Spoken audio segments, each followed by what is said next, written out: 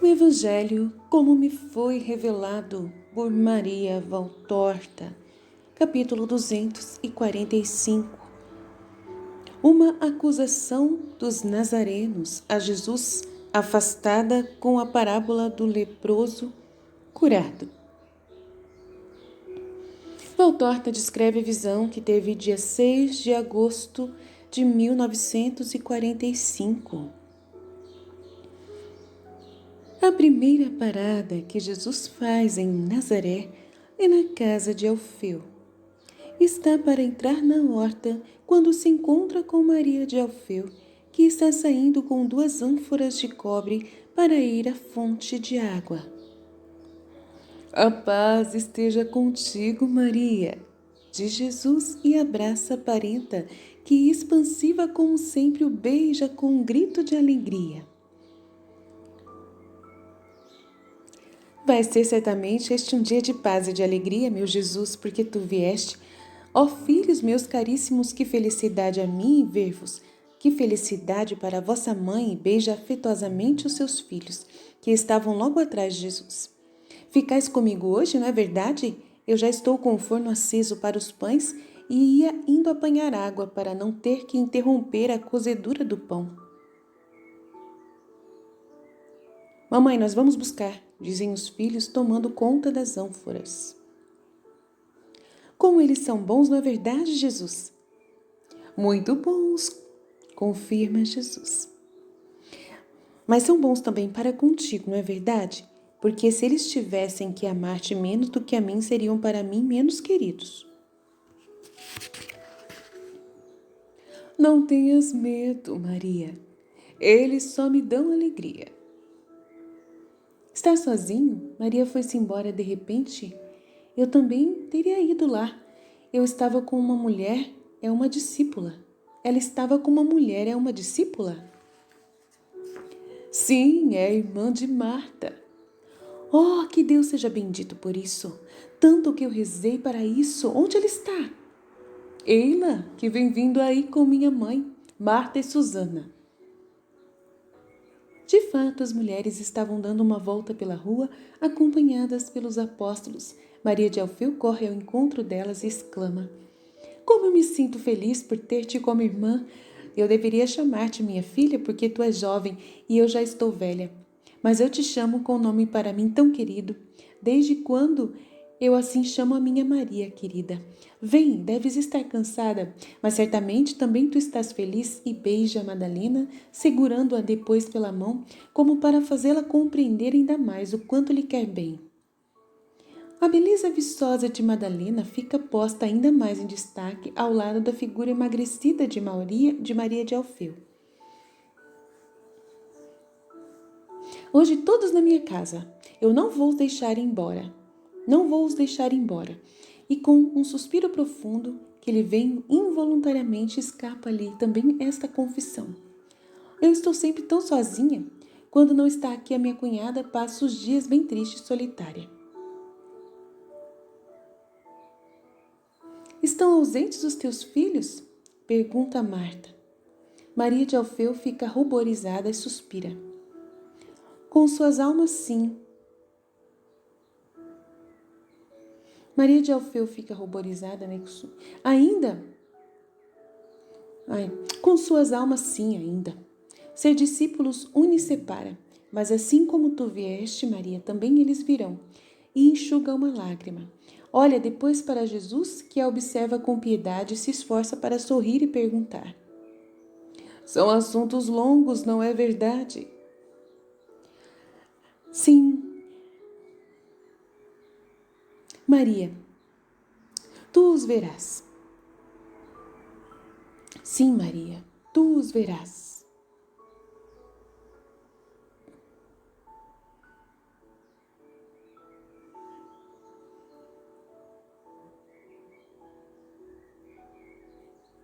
Acho que é Maria que pergunta, são assuntos longos, não é verdade? Sim, Maria, tu os verás. Eu esperava depois que Simão, mas depois ficou sabendo de outras coisas, ele voltou a ficar hesitante. Ama igualmente Jesus? E podes pôr isto em dúvida, Maria? Maria, enquanto fala, prepara a refeição para os peregrinos sem dar ouvidos a todos os que lhe estão dizendo que não é preciso nada daquilo. Deixemos as discípulas em paz, diz Jesus, e termina, e vamos andar pela cidade. Tu te vais? Será que não virão os outros filhos? Amanhã eu fico o dia inteiro aqui, e assim estaremos juntos. Agora vamos ver os amigos. A paz esteja convosco, mulheres. Adeus, minha mãe. Nazaré já está alvoroçada pela chegada de Jesus e com aquele apêndice que é Maria de Magdala. Uns se precipitam sobre a casa de Maria de Alfeu, outros sobre a de Jesus para o verem mais. Mas tendo encontrado fechada esta última, voltam todos para Jesus, que lá vai atravessando Nazaré, indo para o centro da cidade. Esta tem sido sempre fechada ao Mestre, a cidade. Uma parte irônica, outra parte incrédula. Alguns grupos com evidente maldade se distinguem por suas palavras ofensivas e o vão acompanhando por curiosidade, mas sem nenhum amor por ele. Ao seu grande filho, que Nazaré não compreende. Até nas perguntas que lhe dirigem não há nenhum amor, somente incredulidade e zombaria. Ele, porém, não dá sinal de se importar com nada, mas sempre com doçura e mansidão vai respondendo a quem lhe fala. Dás a todos, mas pareces um filho sem vínculos com a tua pátria, pois a ela não dás nada. Estou aqui para dar o que pedistes. Mas gostas mais de não ficar aqui? Seremos nós mais pecadores do que os outros? Não existe pecador, por mais que o seja, que eu não queira converter. E vós não sois mais pecadores do que os outros. Mas nem tu estás dizendo que somos melhores do que os outros. Um bom filho sempre diz que sua mãe é melhor do que as outras, mesmo se ela não for. Será que Nazaré é tua madrasta? Eu não digo nada. Calar-nos é a regra da caridade para com os outros e para até conosco mesmos, quando não se pode dizer que alguém é bom, e quando não se quer mentir. Mas meu louvor a vós estaria prestes a brotar de meus lábios, contanto que viesses ouvir minha doutrina. Então queres ser admirado? Não, somente quero ser ouvido e acreditado para o bem de vossas almas. Então fala e te ouviremos. Dizei-me sobre o que é que devo falar. Um homem de seus 45 anos disse: Aí está, eu gostaria que tu entrasses em minha casa e me explicasses um ponto. Ok, eu já vou lá, Levi. E vão para a sinagoga enquanto o povo se aglomera, atrás do mestre e do sinagogo Levi, enchendo logo completamente a sinagoga. O sinagogo pega um rolo e lê. Ele fez subir a filha do faraó da cidade de Davi para casa, que havia feito para ela, porque dizia: A minha mulher não deve morar na casa de Davi, rei de Israel, pois ela foi santificada quando nela entrou a arca do Senhor. É isso aí.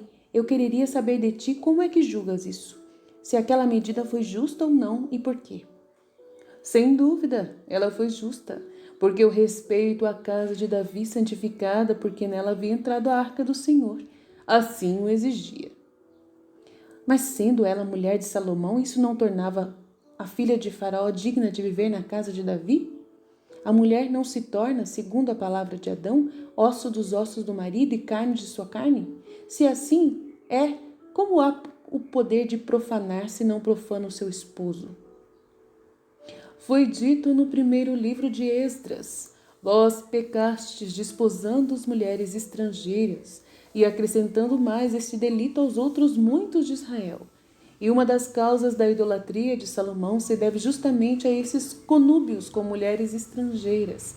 Deus havia dito: Elas, as estrangeiras, perverterão os vossos corações, até fazer-vos acompanhar os estrangeiros. E as consequências disso nós as conhecemos. Mas, no entanto, ele não se perverteu por ter desposado a filha do faraó, já que chegou até a julgar com sabedoria que ela não devia ficar na casa santificada. A bondade de Deus não pode ser medida pela nossa. O homem, depois de uma culpa, não perdoa, ainda que ele mesmo seja o mais culpado.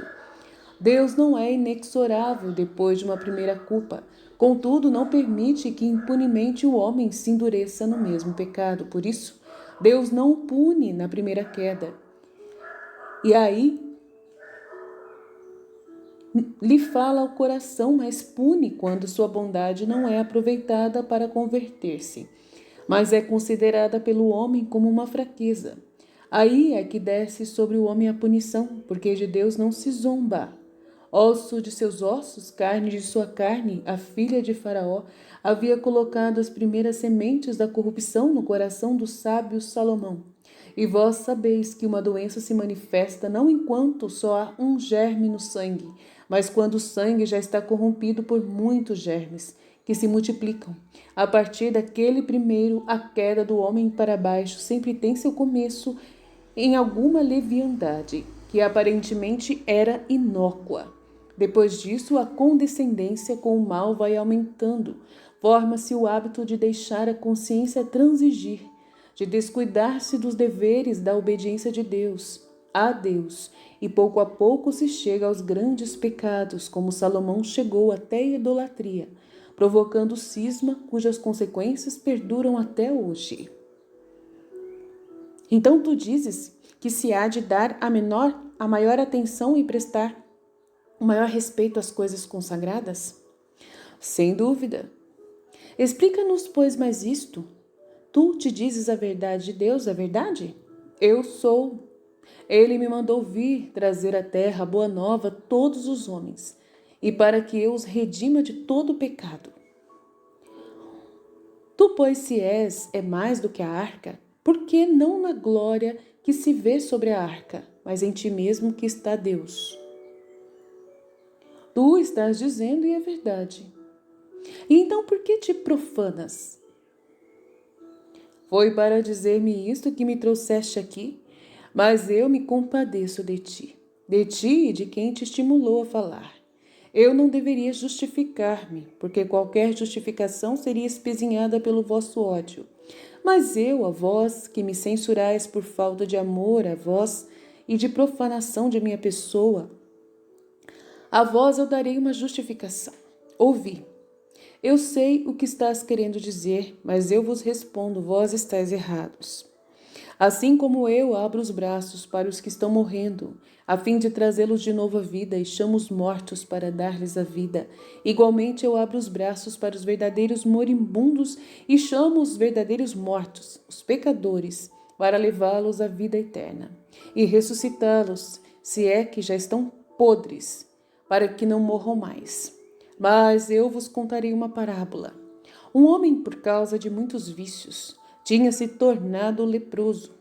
A sociedade dos homens o afastou de seu convívio e o homem, vivendo em uma solidão impiedosa, começou a meditar em seu estado e em seus pecados que o reduziram àquele triste estado. Passaram-se muitos anos, pois assim, e quando menos se esperava, o leproso ficou são. O Senhor usou de misericórdia para com ele por causa de suas muitas orações e lágrimas. Que é que aquele homem está fazendo agora? Pode voltar para sua casa porque Deus usou de misericórdia para com ele? Não.